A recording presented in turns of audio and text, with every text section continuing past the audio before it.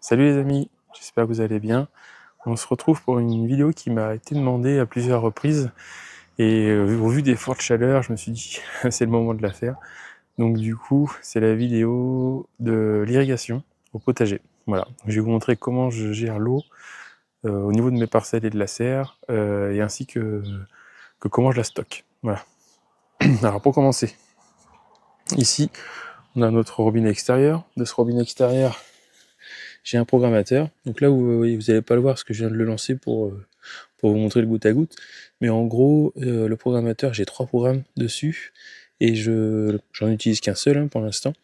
C'est le lundi, mercredi et samedi de 6h15 le matin sur une durée de 1 heure. Voilà.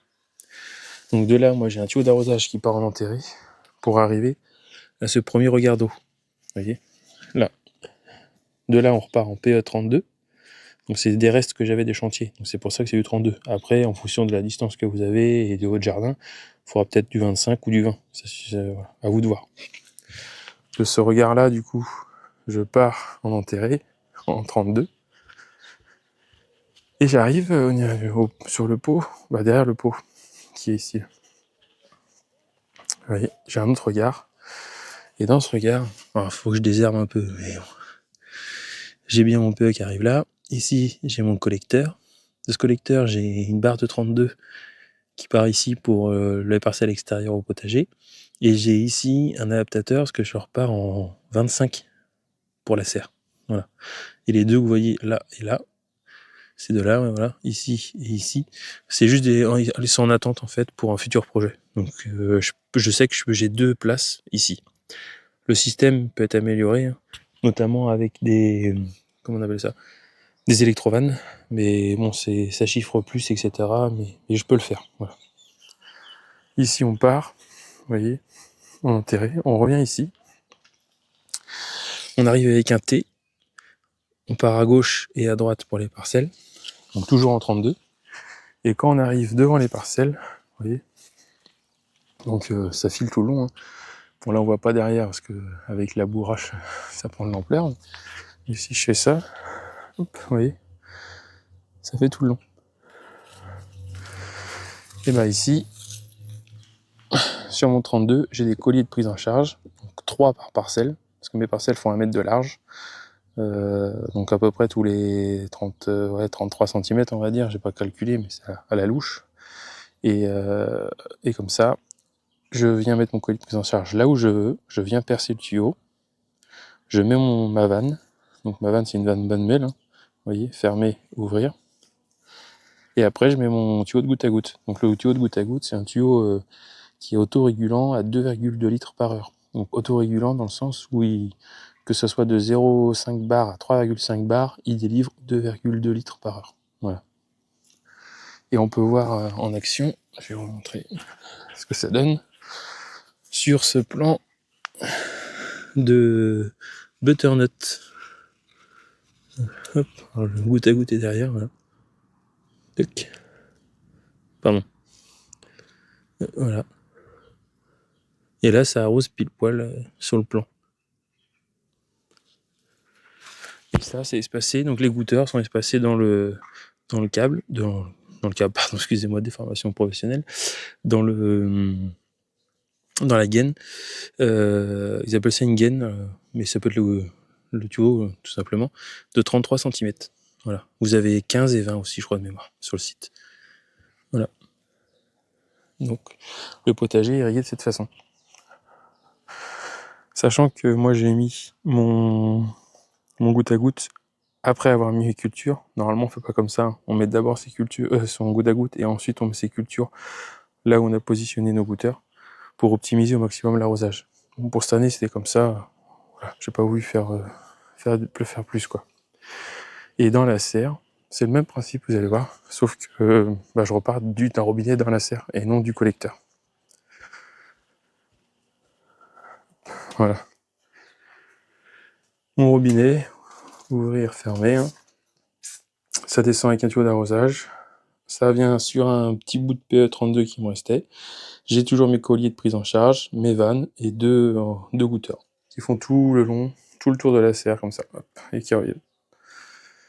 Voilà. Et ça va bien, vous voyez. Là, on est au bout. J'en ai un goûteur ou pas qui est ici. Ouais, voilà. Vous voyez, ça goûte bien. On est au fond, mais ça goûte bien. Voilà. Alors, pour ce qui est du stockage de l'eau, j'ai la cuve que vous voyez ici, qui récupère l'eau de pluie de la serre, là, avec les petites gouttières qui sont sur le côté. Bon, elle est vide, donc du coup, c'est pour ça que vous voyez que la pompe qui est censée être dedans, elle est à l'extérieur, parce que bah, pour l'instant, j'en ai pas l'utilité. Mais après, j'ai une prise électrique qui est dans la serre, je viens brancher ma pompe, et puis hop, je peux arroser manuellement la serre. Voilà. Pour ce qui est je vous fais un petit tour de potager en même temps, parce que là, j'ai pas de photo à vous montrer. J'ai un autre stockage qui est à l'avant de la maison, et c'est une cuve de 5 mètres cubes qui est enterrée au niveau des places de parking. Et du coup, bah, ça nous permet de récupérer toute l'eau de la toiture. Et cette eau, elle sert pas que pour le potager dans la maison, elle sert aussi pour les toilettes et la machine à laver. Donc en gros, 5 mètres cubes pour une famille de 5 personnes, ça se vide assez rapidement. Et une fois que la cuve est vide, du coup, on passe sur l'eau de ville, l'eau du réseau. Et voilà. Et en fait, c'est un appareil qui fait automatiquement pardon, le switch entre les deux, quoi. Et il faut savoir que nous, on utilise vraiment l'eau du réseau à partir de mai et juin, en fonction des températures, bien sûr, et des pluies, parce que on est dépendant de ça. À partir de mai-juin jusqu'à septembre-octobre, quoi. Après, on n'a plus trop besoin d'arroser le potager, donc du coup, l'eau qui tombe suffit. Voilà. Et par contre, après, bah, tout le reste de l'année, c'est que de l'eau de pluie. Ça suffit largement avec toutes les pluies qu'on a. Voilà. Donc ça, c'est comment je fais pour stocker mon eau et l'utiliser après au potager. Donc si vous voulez savoir un peu la quantité par semaine, j'ai fait un peu les calculs avant. Je suis juste sur la partie potager. Donc cette partie-là et la serre, je suis à 1,5 m3 d'eau par semaine. Après, à côté de ça, vu que j'ai planté des jeunes arbres, vous voyez, ça c'est un jeune cerisier que j'ai planté. Eux, je les arrose, je mets, je sais pas, l'équivalent peut-être un arrosoir tous les 2-3 jours pour qu'ils puissent bien s'ancrer. Après ici, j'ai un catalpa. Donc lui, ça fait sa 3e année. Ici, on a un cerisier japonais pour faire de l'ombrage plus tard. Bon, je suis désolé, avec les petits loulous, il y en a un peu partout, mais bon, c'est comme ça, hein, ça vit. Et ici, on a un kaki. Voilà. Et à l'avant de la maison, du coup, on a aussi un figuier. Donc tout ça, bah, ça demande de l'eau pour au moins les 2-3 premières années, pour qu'ils puissent bien s'enraciner. Donc en gros, je dirais qu'avec tout ce que je dois arroser par semaine, on doit être facilement à 3 mètres cubes, quoi. Au moins 3 mètres cubes. Voilà, pour vous donner un ordre d'idée. Donc une cuve, vous en doutez bien, une cuve de 5 mètres cubes, bah, ça suffit pas, quoi. Ça tient une semaine, en gros. Voilà. Donc si vous avez des questions, n'hésitez pas à les mettre en commentaire. J'essaierai d'y répondre. Je vous mets aussi en description tout le matériel que j'ai utilisé ainsi que le site et les références.